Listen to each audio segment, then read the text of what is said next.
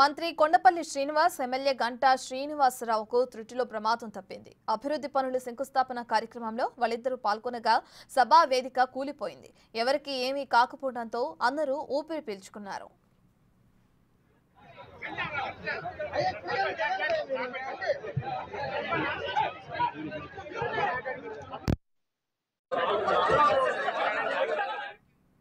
విశాఖ జిల్లా పద్మనాభం మండలం కృష్ణాపురంలో 12,40,00,000 వ్యయంతో ఎంఎస్ఎంఈ పార్క్ పనులకు మంత్రి కొండపల్లి శ్రీనివాస్ శంకుస్థాపన చేశారు.